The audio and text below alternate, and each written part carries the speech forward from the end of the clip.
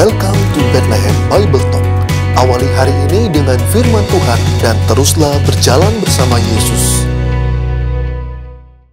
Shalom Bapak Ibu terkasih, sungguh kita memuji Tuhan, kita bersyukur untuk kebaikan-Nya. Kita percaya Kristus telah bangkit dan memberi keselamatan yang besar bagi setiap kita. Beberapa minggu yang lalu kita telah menyelesaikan perenungan di kitab Mazmur, dan tepat hari ini kita akan sama-sama belajar dan memulai petualangan baru di kitab Amsal. Kita akan sama-sama merenungkannya per ayat maupun per pasal. Kita hari ini baca di Amsal 1 ayat 1-7, saya berikan tema Amsal dan tujuannya. Ayatnya saya bacakan, Bapak Ibu bisa perhatikan. Amsal Salomo bin Daud, Raja Israel, untuk mengetahui hikmat dan didikan, untuk mengerti kata-kata yang bermakna, untuk menerima didikan yang menjadikan pandai, serta kebenaran, keadilan, dan kejujuran, untuk memberikan kecerdasan kepada orang yang tidak berpengalaman, dan pengetahuan serta kebijaksanaan kepada orang-orang muda. Baiklah orang bijak mendengar dan menambah ilmu, dan baiklah orang yang berpengertian memperoleh bahan pertimbangan. Untuk mengerti amsal dan ibarat perkataan dan teka-teki orang bijak, takut akan Tuhan adalah permulaan pengetahuan, tetapi orang bodoh menghina hikmat dan didikan. Bapak Ibu terkasih, di sini kita perhatikan Amsal Salomo bin Daud, yang berarti amsal-amsal yang berasal dari tulisan Salomo, anaknya Daud. Yang perlu kita ketahui, kitab Amsal dalam bahasa Ibrani yaitu Mishel Shalomeh, yang diartikan sebagai Amsal Salome. Nama ini sesuai dengan keyakinan tradisi bahwa Salomo sebagai penulis kitab ini.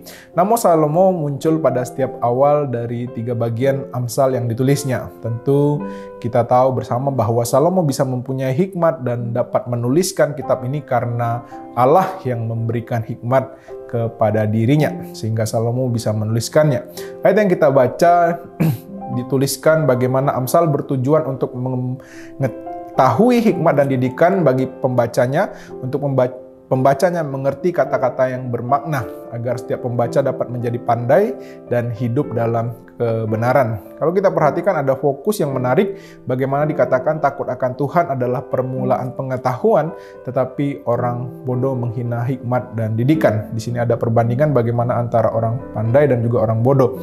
Ayat yang sangat familiar yang sering kita baca dan renungkan. Takut akan Tuhan di sini bukan berarti kita ngeri atau seram kepada Tuhan, tapi menunjukkan sikap kita hormat, menjunjung tinggi, menundukkan diri kepada kedaulatan Allah, dan mentaati perintah-perintahnya dalam kehidupan hari lepas hari. Bagaimana kita menjadikan Tuhan adalah sumber hikmat tertinggi, karena itu setiap orang perlu datang kepada sumber hikmat supaya menjadi orang yang berhikmat dan juga bijaksana serta bermoral tinggi dan selaras dengan kehendak Tuhan.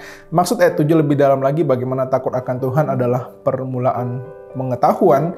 Bila kita lihat dalam bahasa Ibrani, takut akan Tuhan di sini memiliki 2 pengertian, yaitu secara negatif dan juga secara positif. Pengertian secara negatif ingin menunjukkan jika seseorang berdosa, maka dia harus takut akan Tuhan, ya, supaya ia bisa mengalami pengampunan. Sedangkan secara positif, seseorang yang sudah memiliki hubungan yang intim dengan Tuhan, maka dia harus tetap hormat dan tunduk kepada Tuhan. Jadi Bapak Ibu terkasih, hikmat atau pengetahuan secara singkat dapat dipahami berdasarkan kitab ini, yaitu sebagai keterampilan atau skill yang dibutuhkan orang percaya untuk hidup di seluruh aspek kehidupannya.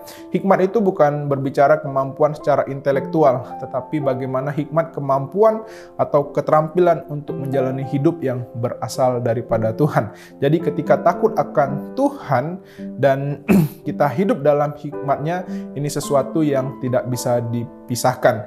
Seseorang yang memiliki hikmat, dia pastinya harus takut akan Tuhan dan terus membangun relasinya di dalam kehidupan hari lepas hari. Jadi Bapak Ibu terkasih, takut akan Tuhan adalah permulaan pengetahuan, tetapi orang bodoh menghina hikmat dan didikan. Mari kita berdoa. Bapa di sorga, kami bersyukur untuk firman Tuhan di hari ini. Ajarilah kami, untuk kami juga dapat senantiasa takut akan Tuhan, untuk kami juga dapat terus hidup semakin serupa dengan Tuhan. Terima kasih Bapa untuk firman-Mu, di dalam nama Yesus Allah yang hidup. Haleluya. Amin. Tuhan Yesus memberkati setiap kita.